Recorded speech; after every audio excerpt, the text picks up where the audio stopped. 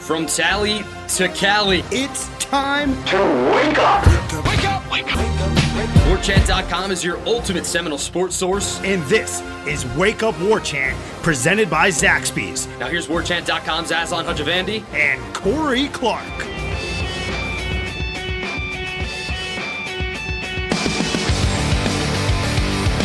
Wake up! What's up, everybody? It's Wake Up War Chant presented by Zaxby's. I'm Aslan Hajavandi alongside Corey Clark coming to you from the Midtown offices. If you want to sponsor it, we can say something, the AT&T Right Midtown now we're looking at offices. Pennzoil. Pennzoil. Yeah. We do like Brought to you Pennzoil. by Pennzoil. But even better than Pennzoil, we like Zaxby's. Indescribably good. I stopped in Zaxby's on my way up to the lovely greater Atlanta area on Friday. I stopped in the Thomasville location. Mm-hmm. And, try to get some good juju built up for the game. I went with the Sensation sandwich, the Sensation filet sandwich. Delicious per usual. Did not bring good juju. No, it did not. To me, though. You would have had to eat like 4 or 5 of them, I think, to have a real shot. Maybe next time I'll put it down. Just eat as many as you can. Do like a contest. I'll go on a fast. So, yeah, try to take advantage of it while it still lasts. And I think it's actually going to be slowly getting phased out because it's like fall's almost here, man. It was actually a nice little weekend up in your neck of the woods, and then Clemson, South Leaves Carolina are starting as well. to change colors. You get a breeze. It was like, what did you say, it's like 76 for that game? Yeah. Perfect fall day and everything but what happened on that actual football field. Yeah, the leaves are changing, but I don't think Florida State's problems are changing.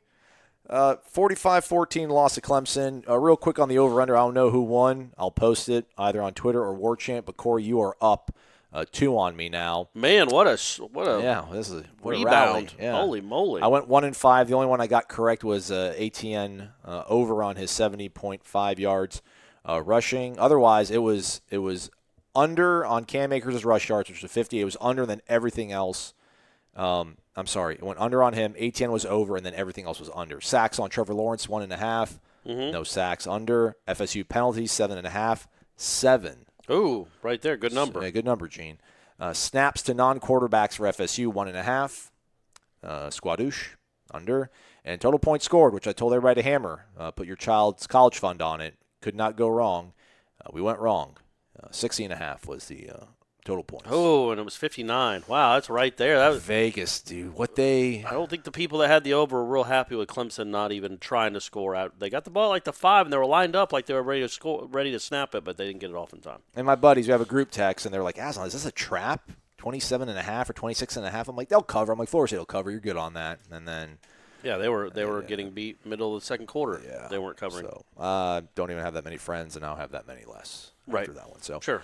So many things to talk about, Corey. I guess let's start off with, I mentioned to you kind of on the ride back, and, it wouldn't have changed, I guess, the outcome of it, but I guess it maybe kind of dovetails into the fact that I was feeling a little bit better about this program because I thought they'd kind of purged this nonsense, the embarrassing loss aspect out of this program. We weren't going to see 59-10 anymore. These things weren't going to happen. You're not going to go to Notre Dame and just get absolutely embarrassed in the first quarter and then roll over. Like, those games were kind of – that game was going to – if it was going to happen again on Willie Taggart's watch, at least for this season, it was going to happen in Virginia and Charlottesville, and it did not happen. And they actually played really tough. They played really well. Not really well, but they played good against Louisville and NC State. And I'm like, all right, well, they're going to always play hard. They're going to play tough. And Willie talked about the fact that they've come around because the reason they didn't crumble in those games, they've learned how to play winning football. Well, like in the first 3 drives of the game, there was opportunities to put themselves in position to play winning football. Failed is a strong word, but they did not put themselves. They did not execute correctly. Like Clemson's first touchdown was a fourth and whatever near the goal line, and they call blitz, which I liked. I liked the aggressive play. Amar Gaynor comes free. Had Trevor Lawrence dead to rights, but perfect shovel pass, touchdown. I mean that's a tough kind of breakout thing. It's fourth and few yards and inside the red zone, and you're thinking you get a stop here and you can kind of maybe get a spark.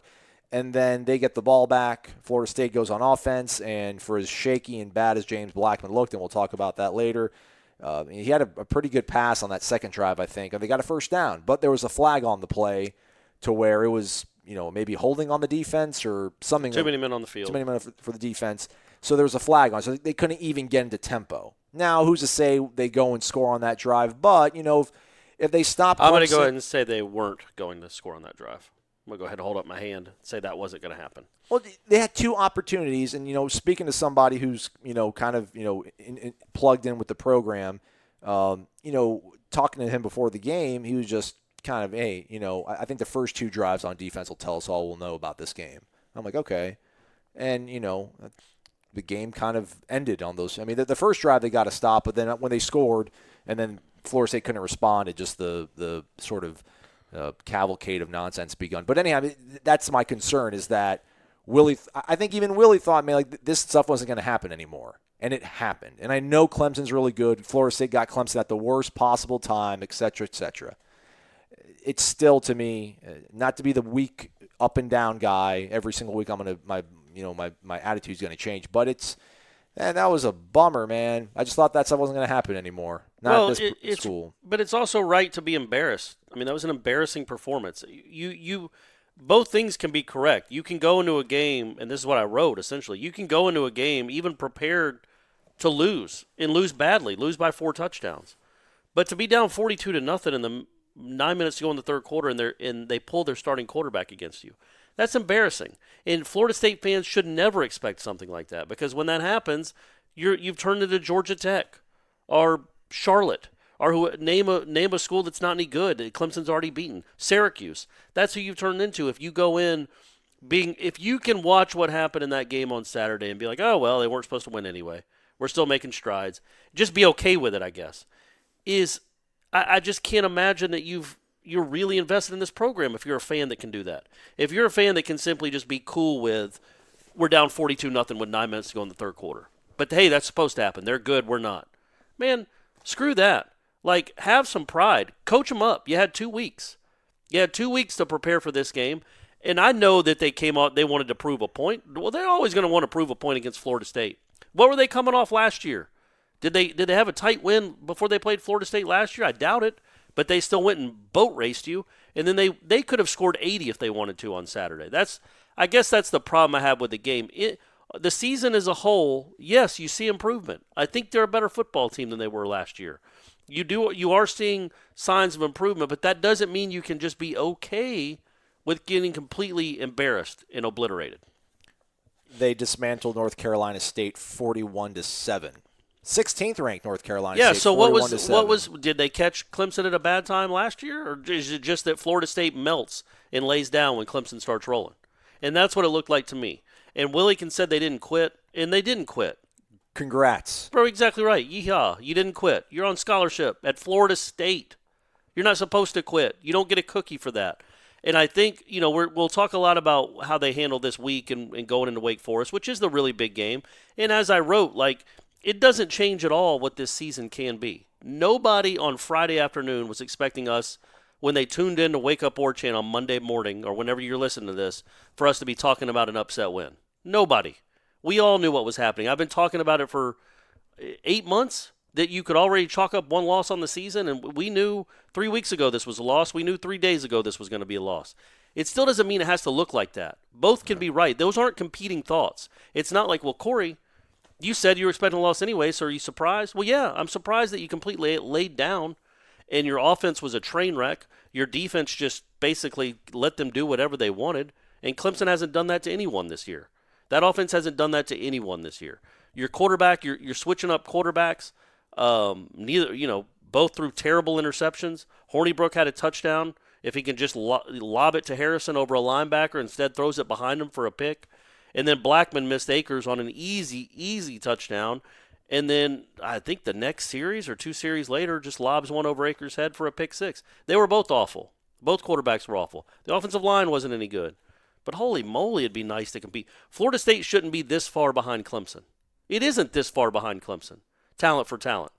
Syracuse played Clemson tougher than that.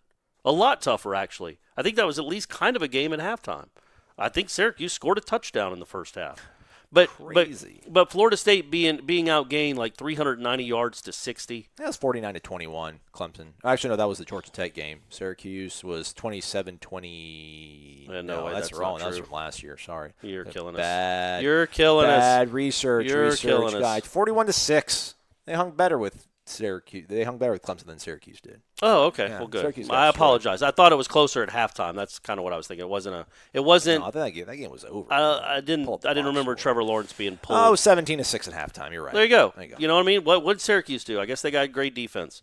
Certainly better than Florida State. So I was really disappointed with that effort. Not in the result necessarily, because the spread was 27. You lost by 31. Although, like I said, Clemson could have won by 90 if they wanted to. Well, South Carolina was a 20.5-point underdog. They go in and they won Another the game. thing I wrote in my column, when is this program going to play up to competition? When was the last time it did it? Legitimately, when was the last time this program played up to competition against a good opponent? Probably Clemson 17, right? No. They were down 17-0. They had been outgained by 280 yards. They got a couple of nice breaks and a really nice play call and a trick play to score a touchdown, and then they melted down again. But they were completely overwhelmed offensively for most of that game. I think they scored 2 drives in a row, and then that was that. But I think it was like the Michigan game. Yeah, I guess. Yeah. You know, if that, like really can't Florida even say before 14 that. was, because 14 they were the team that everybody was playing up to them. But since Willie's been here, they haven't come close to playing up to the level of competition of their opponent. Well, Boston College was ranked last year. You know, were they? Yeah. Like all right. 22nd. My or bad. something. I apologize, BC fans. I'll edit that out. Yeah, I'll pull that was embarrassing. Terrible, Corey. Embarrassing on my part. So yeah, I mean, you look at South Carolina do that, and you're like, man, you know, they did it with a third-string quarterback against as good a team probably. Offensively, maybe a little challenge over there in Athens, but South Carolina didn't quit. They hung with them. They thought they could play. They made plays. Their DB had 3 interceptions. One guy, Asante Samuel, first play of the game. Here's 37 yards. Yeah. You know, I'm there. I can make a play, and I know those guys are really good. Clemson's receivers are really good. Asante Samuel's supposed to be really good. Prove it. One time. Stanford Samuels, you're supposed to be really good. Prove it. Asante got beat on back-to-back plays to start the game. They're already down at your 12-yard line. Just jump balls. Well, they ran trick plays. They had to run trick plays. Yeah, they had to go to the bag of tricks to get yards on the Florida State defense. So, all that being said, and we'll get more into the game itself. Very disappointed in that effort. Very disappointed in everything. Nothing was redeemable. Nothing. There's nothing. The onside kick from Parker Grotehouse. Really nice. Really nice. Really Something to keep in your back pocket for when you might need it. That was good to see.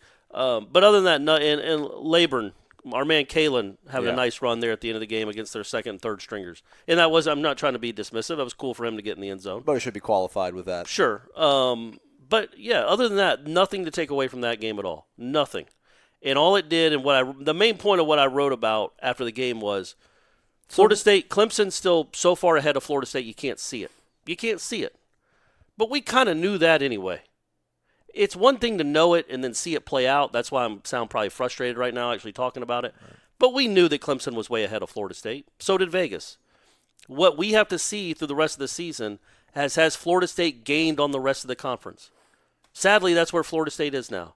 Florida State can't judge itself on Clemson right now. It should, but it can't. It has to judge itself against Louisville and Wake Forest because that's where it is in the pecking order of the ACC right now. It's much closer to Georgia Tech and whoever else is the worst teams in this conference than it is to Clemson. Virginia Tech, probably. So you hope it starts climbing the ladder a little bit. But that's what Saturday just again drove home. Is Florida State's nowhere close to Clemson. Nowhere. Not in anything. Not on any side, either side of the ball. Maybe not in coaching, not environment, anything. They're just completely at a different level right now. Not press box dining. No, press box dining. They're way. Oh, you're right. Oh, absolutely. Clemson, great job. Yeah. Well, in post game press accommodations for interviews, Florida State's way ahead in that department. So they got that going for them. But yeah, so now the real season starts. You're 3-3. I thought they'd be 4-2 at this point. You're 3-3. You lost the game that everybody knew you were going to lose. You lost horribly, but you got 6 games left. 5 of them are imminently winnable. 5 of them you should win. The 6th one, I'm of the opinion right now you got no shot at that last game of the regular season. You don't. No, they're not. But you've got 5 games before that when you could prove how much you've really improved. It's not enough to be at the big boy table, but it's enough to at least show your fans that you can get from 5 wins to 8 wins, and I think that's on the table, depending on what they do this Saturday night. But it'll be hard to feel good about that when even if it's sandwiched between. I know if you go rip off 5 straight wins or whatever. Yeah, you got to win over Miami. And again, I don't think Florida State's in the play. I don't want to diminish a win over Miami. But also, I don't think Florida State's in a place right now. Again, it saddens me to say this. It saddens me to write. You can't dismiss an 8-win season when you're coming off a 5-7 that looked as bad as last year's 5-7 did. You just can't. You got to take baby steps. You can't go from 2017, 2018 and that mess to leaping up to Clemson's caliber. You just can't. And maybe you won't ever be able to with this coaching staff. Maybe it's just not on the table with this coaching staff. But you got to take what you can get right now. And your goals right now are to be the second best team in the Atlantic. Now, you'll be closer to the last place team in the Atlantic than you are to the top team in the Atlantic. But still, second place is something you got to shoot for right now. And it's there. Well, this is the difficult thing talking about that game. Yeah, we've had that pegged as a loss for 8 months, like you said. To see them 3-3, you're like, oh, they're 3-3. That's not that bad. So because we'd been bracing for this loss for so long, we thought it was already on the record. But you still are measuring yourself up to Clemson, like you said. So should there not be? There has to be real, genuine frustration. Not this fire him, get rid of him, everything's. But there needs to be some sort of deeper dive look into. I mean, this is the thing. Like the talent, maybe disparity. Like that's not going to get fixed with another recruiting class. It's not. No. Especially now with who they're recruiting right now. None of these guys are going to be instant game. These are not explosive, dynamic, LaMarcus Joyner type guys. Telvin Smith sort of guys. There's no Mario Edwards out there. There's no Timmy Jernigan on the board. And they're not even in the mix for those kind of guys. And this is the thing. Just it's the timeline. I don't know how long we're supposed to be patient and how long we're supposed to be able to let this staff process their errors and learn. But I don't know. Like you go and you win 8 wins. You have 8 wins this season. Like what is that going to mean when Clemson rolls into town next year with Trevor Lawrence still, with T. Higgins still, with Justin Ross still, with I think ATN still. I mean, like all those guys are coming back, man. Like they're not done tormenting this program. And then you lose to them again by 20 points at home. And then you make a little bit of steps. Well, I mean, that's where you got to be. It's a rhetorical thing, I guess, man. This is crazy that you get embarrassed. 42-0 in the third quarter. They call off the Dogs midway through the third quarter, and it's like, we'll just, hey, what did we expect? We knew they were going to lose. How can you be upset? You knew they were going to lose this whole time. Let's move on to Wake Forest. And then, that's the way you're supposed to approach that. Well, I don't want to do that. I didn't get into this I didn't take the job I took. I didn't come to Tallahassee to cover Florida State to just talk about Wake Forest. You know what I mean? Like that's not fun. And I know that's not why you guys listen to this show or why you subscribe to War Chant, is to just be cool talking about the big Florida State-Wake Forest game. You want Florida State to challenge Clemson. You want Florida State to be relevant. Florida State's always been relevant, except for pockets here and there. Now they're not only relevant, they're a laughingstock compared to Clemson. Clemson has literally outscored you by 80 points the last 2 years, and it could have been 150 if they had just kept going. If they wanted it. They could have really put their foot on your throat and embarrassed you really badly the last 2 years. So it's just frustrating. I get the frustration that fans have. Look, we it's still way too early to know. This program was in a hole, a big hole. I think it's climbing out, but it's not climbing out nearly as quickly as we hoped, or maybe that it should. Or the program 2 hours south of here has. Absolutely. Or even look at Louisville. I think if Florida State played Louisville this week in Tallahassee, I don't know if they beat Louisville. I mean, maybe. I don't know. They did beat them, though. So we could say, they did beat them. So, and you've got, that's why I think these next 5 games are important, man. I do think that 8-3, it would be a big deal. 7-4 even, but certainly 8-3 if you beat Miami. By the way, did you know Miami was 4-12? I think I told you this in the car ride home. Miami was 4-12 in its last 16 games against Power 5 opponents before they beat Virginia Friday night. So we think we're watching a bad program. Well, they are too, but they're riding a 2-game winning streak in this series. So if you can beat Miami, at least that's a feather in the cap or a feather in the headdress. Think about how sort of frustrated and downtrodden fans are, or just you as a journalist just covering a team. I mean. Whatever, as a fan. And then this same thing is going to happen when they go to Gainesville. They'll lose 31-10. They'll lose 31-17. Unless Trask gets hurt. And we're like, hey man, it's all right though. We're going to El Paso. We might get Jimbo. We might be able to play Jimbo in the Sun Bowl. And we can beat him maybe. But nobody's happy with it, and nobody's okay with it. But it is what it is. I mean, you can't skip step B, C, and D and just get to E. I mean, you just can't. But the problem, the real question that people have is, are they ever going to get to E? Because right now they're stuck between A and B. They're not taking big enough steps. But also, I think you can look at Clemson as its own entity. As awful as it was, and it was it's just an embarrassing performance. It's an embarrassing performance. When has Clemson ever been down 42-0? I'm sure it's happened, but since '93 against Florida State, I don't know. I mean, when they lost 57-0, like, that's embarrassing for you to be down 42-0. Maybe when they played West Virginia in that bowl game. I think they scored enough, right? I think it was like 70-35. They did go up 70. Now that was embarrassing. Now, but they were. You know what? They were also in the Orange Bowl. That helps. If you're going to give up 70, do it in the Orange Bowl. So I just think that Florida State fans are rightly frustrated that they're so far away from Clemson. The goal for the rest of that game's over, and you saw firsthand how far away you are. You still got 5 very winnable games. And if you can prove you're the second best team in the ACC or the ACC Atlantic, then okay, that's a step, because last year you were one of the worst. So judge yourself. Sadly, that's where Florida State is. You got to judge yourself by the other teams in the ACC, because you can't judge yourself by that team and see any improvement. You know what I mean? Like, you can judge yourself by how you finish against the rest of the ACC Atlantic and say, okay, we made strides this season. But the Clemson game looked the exact same to me. The exact same. Just an utter embarrassment. That's the thing. So then, where's the growth? And so we're looking at you have to judge the growth by the way you look against Louisville. Everybody else. Because that's where we are right now. Is you're judging Florida State like you would a Louisville, or a Boston College, or a Wake. Like, okay, we go in knowing we don't have any chance against those guys in that place. But the other games, let's see how we do. And that's where Florida State is right now. It is. I think the Florida game, we'll talk about that when we get to that. That doesn't look very easy with the way that offense is clicking with that dude inexplicably. But so they're going to be a bear.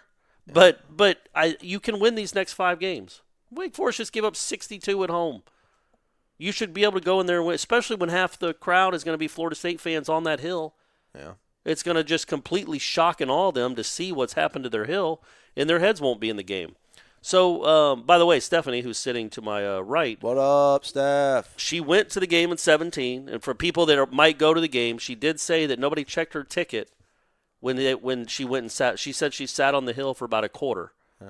And nobody asked for a ticket. There's no special ticket for it, maybe. Somebody tweeted at us, I think, and said that there actually was supposedly like a special, like, designated ticket that gets you on the hill. Ira told me that you can buy Deacon Hill tickets, which was really concerning. Like, oh, no, then we can't take the hill if you have to buy them.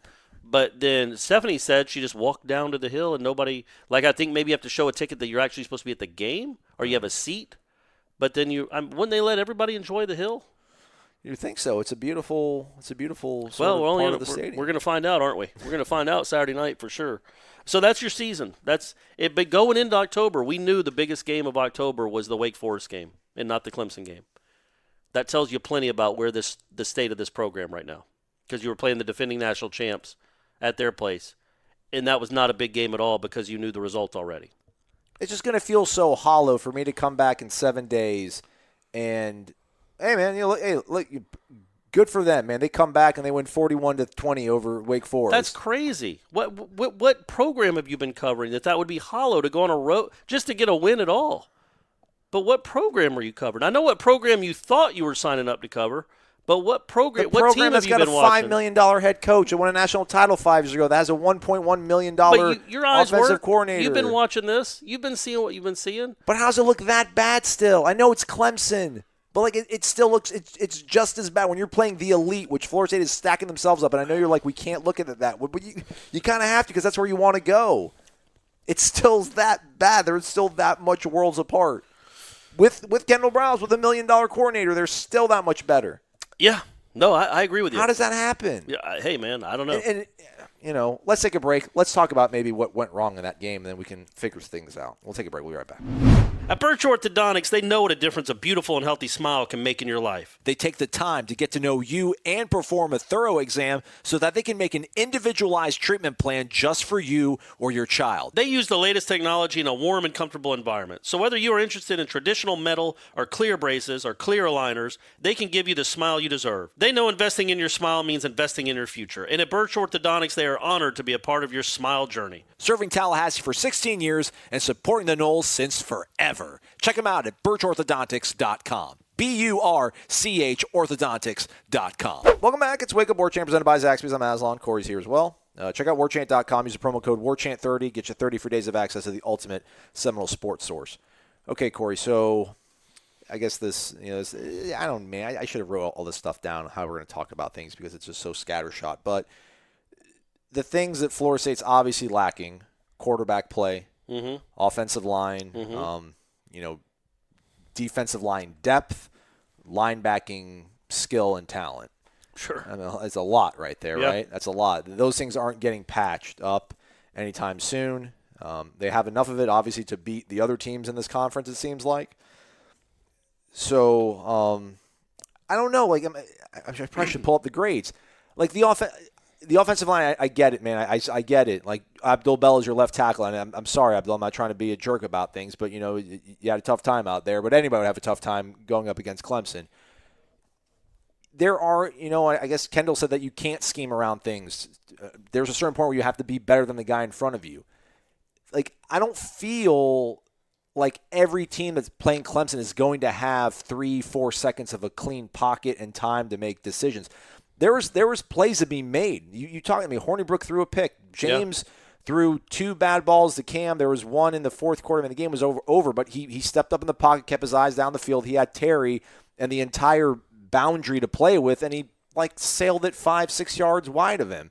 So Kendall is calling plays, and there's things that are happening. There's guys getting open, but they don't have the quarterback to figure it out, and maybe the offensive line to provide enough time. But I'm there's one thing we have to you want to keep talking about Jimbo, fine, but I don't want to keep blaming the offensive line for things going wrong. I know they're not ideal. I know they're not very good. I know they might not even be good.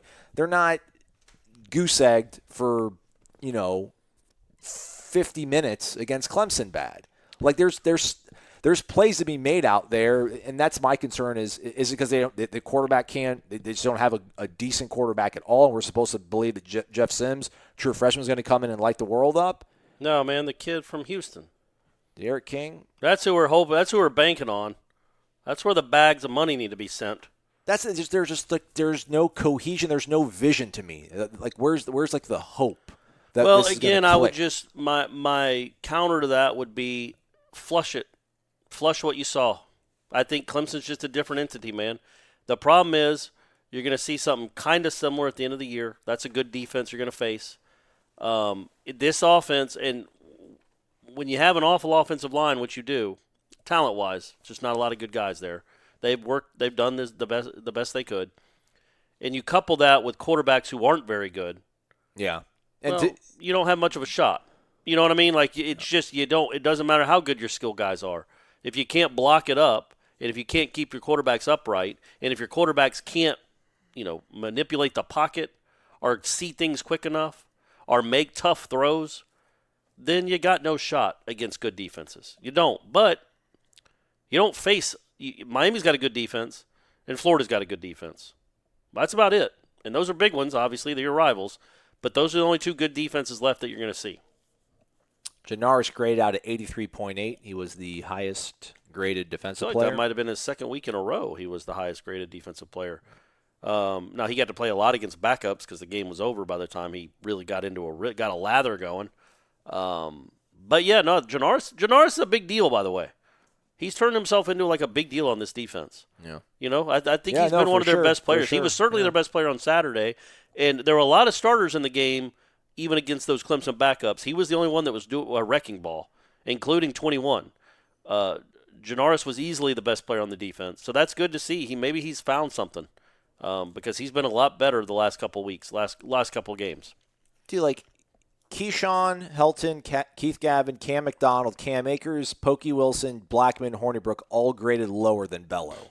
Like Bello grade at 55.5, Bavion grade out at 56.8, Brady Scott 58.2, Ryan Roberts 58.8, and Dante was a second top graded offensive player at 67.4. Okay, so you got a keeper in Lucas. Right.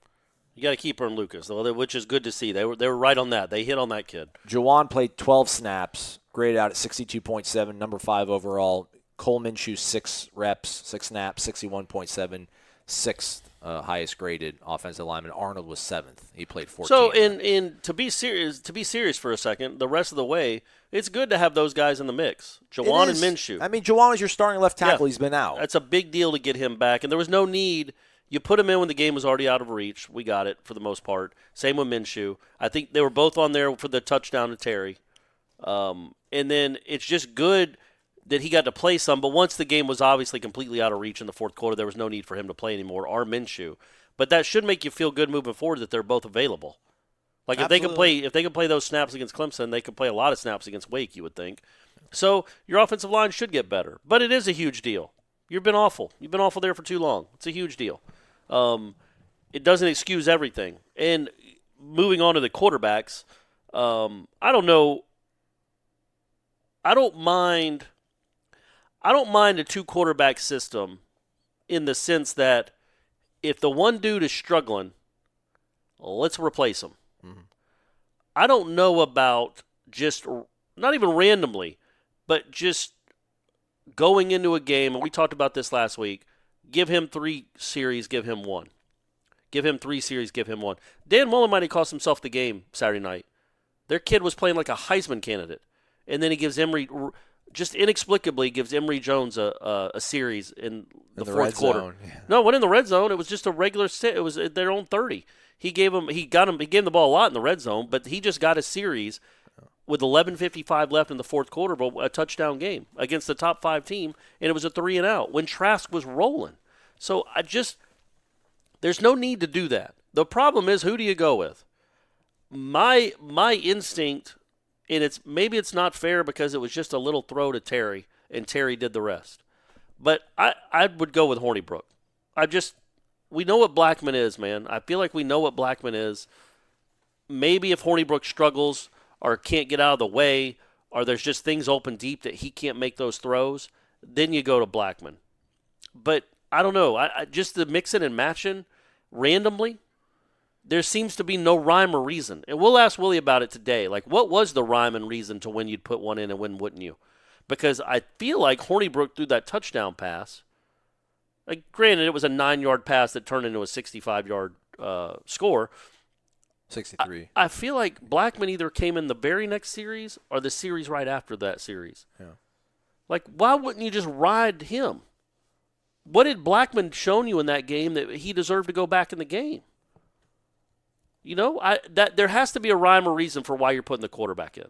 That would be that's my biggest concern moving forward. I was looking through binoculars, and a GA goes up to Willie either after a turnover or when they're on defense, and basically has like a 10-second conversation with Willie, turns around, walks back, talks to Kendall for 5 seconds or so, and then Kendall is talking to somebody, looks away, and points at James. James looks up at him, and that was that. And then the very next series, James goes in. So It almost feels like what I just described to you, and this is conjecture. It's not fact.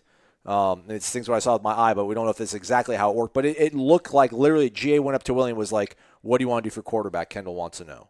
And he's like, "Put in James. Thanks." Hey, Kendall. He said James. James, it's your turn. I mean, that's exactly what it played out looking through the from the press box. So, yeah, there is fine. No sort of defined plan. But he's allowed to do that. He's allowed. It's his team. Yeah, it's his team. Yeah, he's allowed to make that decision. The question is why. The process. But not even the process of, how you tell a kid that he's going in the game, but why? Well, yeah, what was the reasoning? What was the reasoning behind it? Because that's what I don't really – I could not figure out. I agree with you. I think James looked worse than Alex.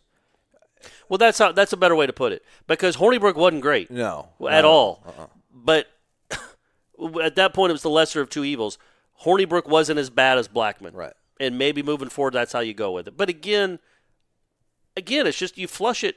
That's an entity you don't have to deal with anymore. That is a bear that you can't attack, you can't fight. Well, you so how do you judge the quarterback competition against that team, might have the best defense in the country somehow when they lose all their defensive linemen? Devil's advocate, I would say the only reason I would maybe stick with James, and I mean he was flustered, he was inaccurate, he couldn't hold the snap. There was a play I told you in the fourth quarter where he went back to throw and the ball came out of his hand, just slipped out of his hand. He batted it forward like a volleyball. I've never seen anything like that. It was bizarre to see him kind of come unravel the way he did.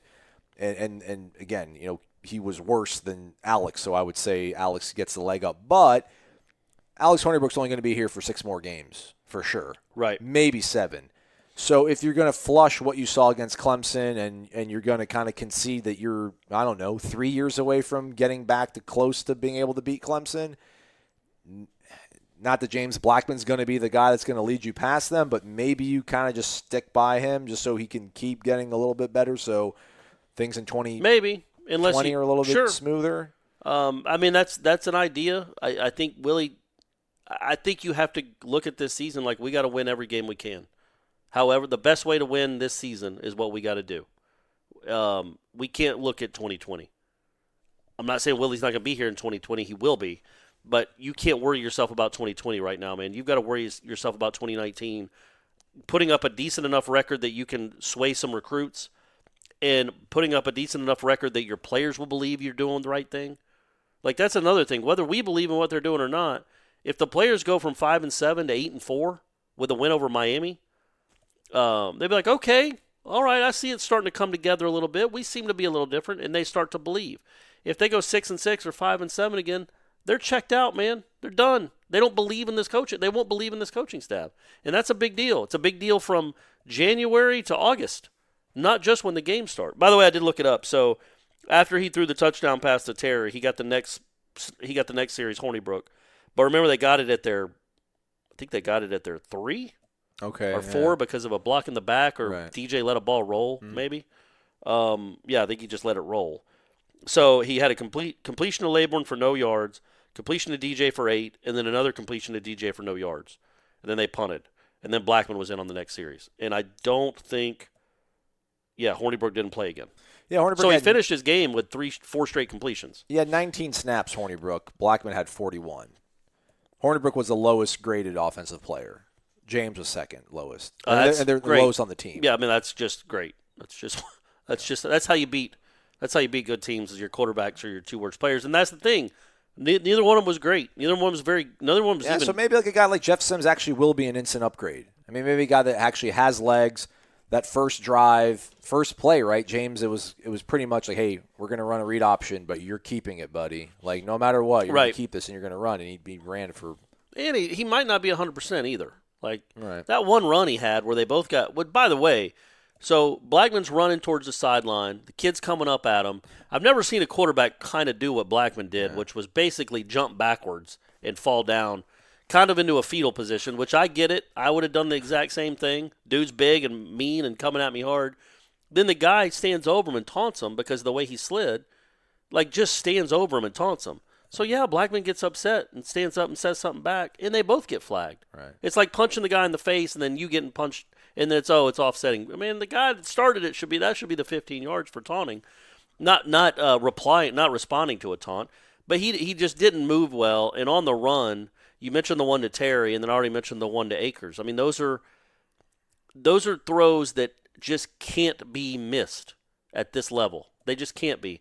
The one to Akers especially. Now, you're down 28-0. It's your first drive of the second half. We get it. You're not winning the game. But you've rolled out to the right. Akers has man-to-man and does a wheel route, essentially.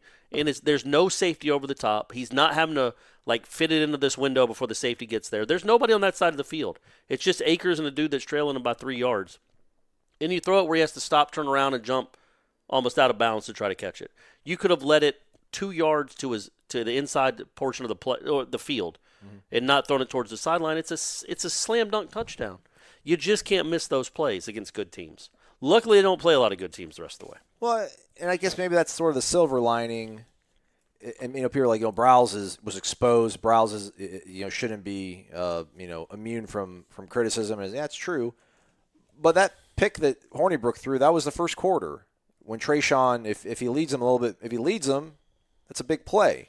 And you've scored in the first quarter against Clemson. It's 14-7. It's 21-7. And who knows how that affects the way the defense plays. I don't really know how much better. You missed the big pass to Akers too. Yeah, but isn't this offense supposed to be able to turn out first downs too? Like if you're just going to count on big plays against everyone, that's not really a recipe for success. It'd be nice. It's what this offense has to do. It hasn't been able to put together sustained drives really all year. It's a much more big play offense than you'd say like a sustained than a first down churning out offense. So that's kind of what it is. But you hope moving forward with Briles at the helm, they can have some more sustained drives in the sense that you get 4 or 5 first downs, not just one 60-yard touchdown. And that's what you do for the half. I'm not complaining about that, man. Score how you can score when you can score. I got no problem with it. But, the fact is that you want consistency and you want something that you can rely on each week. You can't just rely on, hey, let's hit them with a 70-yard pass play. You got to be able to move the ball even if they're not there. And they weren't not there really that game. The two easiest fixes for a football team, Gainesville's living evidence of it is a new head coach, which isn't going to happen here, or a new quarterback, which could happen next year. Not a lot of pressure on you, Jeff Sims, but maybe. Whoever the transfer is. But, absolutely. And, I just can't get over the Trask kid. You talk about a stroke of luck. That kid was never going to see the field, ever. That kid was behind Felipe Franks. He was behind Derek King, apparently, at high school, too. Yeah, never got to play. Never got to play. Get credit to what's-his-name for signing a kid that never started a game in high school. Yeah. But that kid's a legitimate player, man. He's you keep waiting for him to just vomit all over himself, and he just doesn't. He goes to LSU at night, his first real road game as a starter, and just puts up whatever he put up, 400 yards offense. So whatever, you got that waiting for you later in the year. Miami's not that good, though. You can beat them. Okay, I guess we overreact. I overreacted. About what? Just the state of the program. Because, you beat Wake 4-3, and then after that is that Syracuse? Syracuse, then Miami, then BC. 5-3. You beat Miami, you're 6-3. Whoa, watch out. Then you got Alabama State. Yeah. 7-3. You got BC. Well, you got BC, then Alabama State. Alabama State 8-3. That's what I'm saying, man. You got to, and it's not something you can just dismiss and say, well, But my thing is this: you're probably going to lose to Florida, and then I think we're back feeling the way we feel today, and that's what that's like the lingering emotion as the coaching staff breaks for a week to go recruit. They got bowl prep, and they're also going to use that opportunity to go recruit. Hey, man, we went 8-4. Well, let's see how it plays out. I agree with you. If they go and get trounced by Florida like they did last year, then, we'll have a very similar show the Monday after that. Absolutely. But let's see how it plays out. Maybe they somehow play up to their competition. Maybe they actually do that. It would be very nice to see because other teams do it all the time. And it would be nice to see Florida State do that. And that's it's just crazy. It's a similar defense. It's not nearly as high octane of an offense, but Dan Mullen's is an SOB when it comes to these rivalry games. I don't think he'll hang 49. He might hang 49 if he keeps his starters in the entire game. I don't think Dan Mullen's going to pull his starters out in the third quarter unless they were playing the SEC championship game. Well, they could be. They really could be. With the way Georgia looked, that'll decide who plays. I'm hoping they'll be hung over and then South Carolina can knock them off. Muschamp go on his revenge tour, Could be. And look, Florida barely beat Kentucky. I know that was with Felipe Franks, and frankly, Florida barely beat Miami. So their offense looked really good against LSU, but they haven't been just straight up dominating folks. So I'm not ready to put them, and they certainly don't have the history of the last few years that Clemson has. Yeah. So I'm not putting them in that category against yet. Auburn if Auburn's quarterback. Yeah. But that's the thing. That's what our quarterback is probably going to look like in Gainesville. I think they'll be better. I think as bad as they looked against Clemson, whoever's playing in Gainesville will look better than Bo Nix. You can't look worse. Unless you just punt the ball. You can look similar. Unless you just start punting it, literally punting it. You can't look worse than Bo Nix did in that game. So Florida's not the juggernaut that I think Clemson is. I think Clemson's going to win every game from here on out by 35 points until they get to the playoff. But they're a bear at the end of the year. But you can't worry about them. And you can't judge yourself on that game. You just can't. It sucks. you want to see what you want to see is progress from 18 to 19.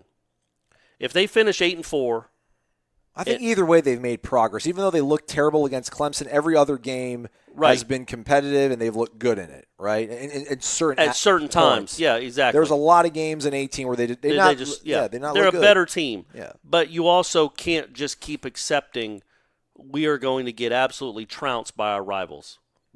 You just can't accept that.